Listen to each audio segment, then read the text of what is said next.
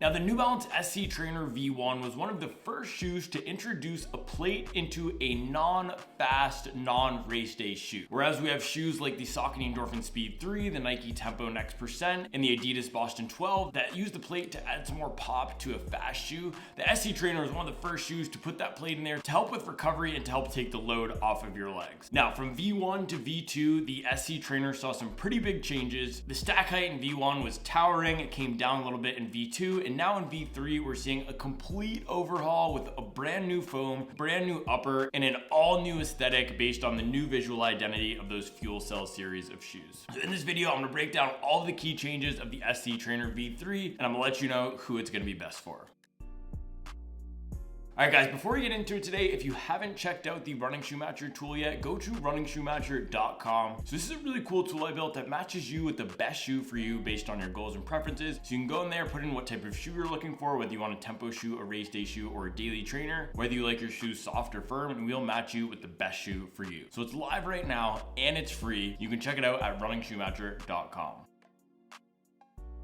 So the New Balance FuelCell SuperComp Trainer is a plated training shoe that's designed to help with high mileage training. So in the initial SC Trainer in that V1, it had a massive stack of foam. It was about 47 millimeters in the heel and it was on the heavier side. That was a shoe that I actually picked up and returned because I found it too heavy and clunky, but a lot of runners loved how that shoe felt because it made your recovery running days just so much easier. And with the plate in there, it's a bit easier to turn over that max cushion shoe than with a different type of max cushion shoe like an Asics Gel Nimbus or a Nike Infinity. In V2, we saw New Balance bring that stack height down a little bit, lighten up the shoe a little bit, and put it closer to the core of this plated training shoe segment. And while it's not going to be the same exact thing as the Saucony Endorphin Speed 3 or the Adidas Boston 12, the V2 is a little bit lighter and is a little bit more able to do that fast work, although I personally still would not use this as a workout shoe. So enter the V3 of the New Balance FuelCell SuperComp Trainer, and it looks like they are finally making this more of a workout shoe versus that max cushion plated recovery shoe.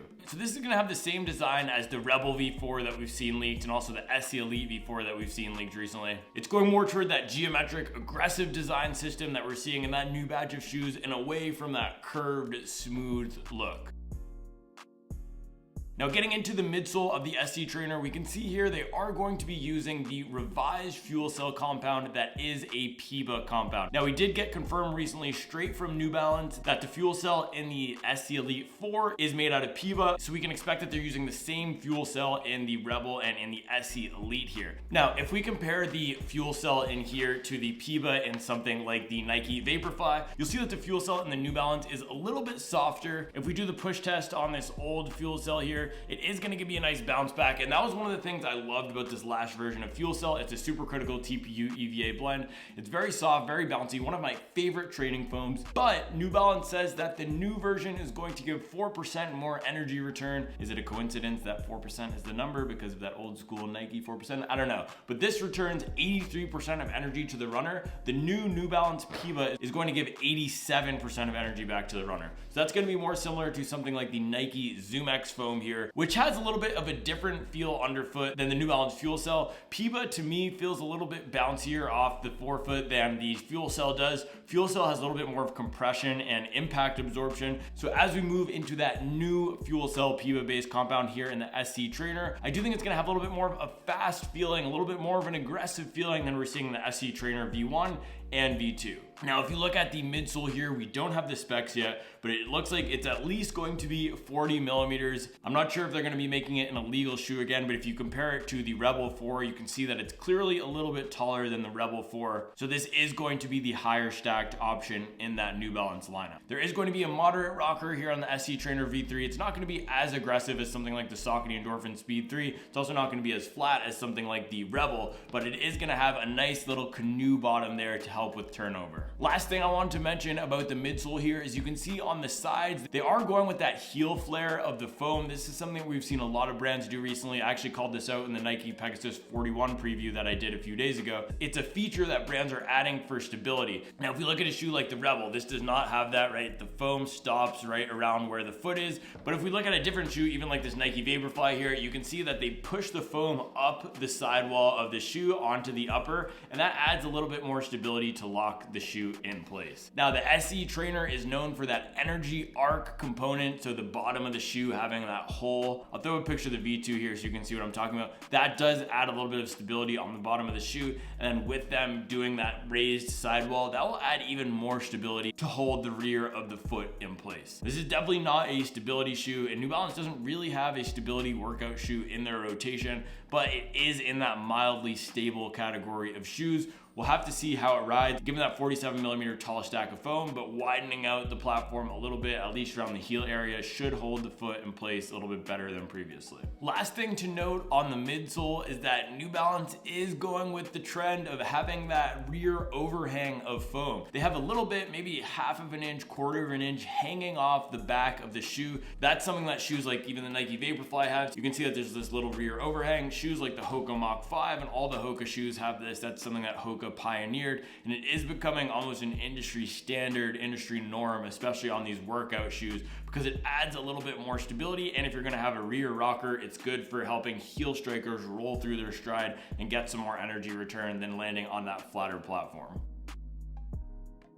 Heading up to the upper, the first main difference I see here is they've gotten rid of that little heel flare. They had it on all their last version of shoes. I'm holding the Rebel V3 right here, and you can see this little heel flare out in the back. If you look at the SE Trainer V3, that heel flare is gone, and they've gone with the smoothed out rear of the shoe. Same thing that we're seeing in the Rebel V4. Now, this is what makes me believe they're trying to lighten up the shoe a little bit, because it is on the heavier side, especially for this plated training segment. So that's one of the key changes they're making to the upper in order to do that. Second key change that I see here, that it looks to be a little bit less padded than the V2. So if you look around the rear of the shoe and also around the tongue, we're not going to see as much volume in that fabric. It looks like they've reduced the padding just a little bit. Again, my hypothesis here is that they're lightening up the shoe to make it a little bit easier to turn over, make this more of a workout shoe to compete with shoes like the Super Blast, Speed 3, and Boston 12. Now, in general, they have revised the upper to be more of that new generation aesthetic, same as the SC Elite and Rebel. It is going to still be that engineered mesh, but again, different than V1 and V2.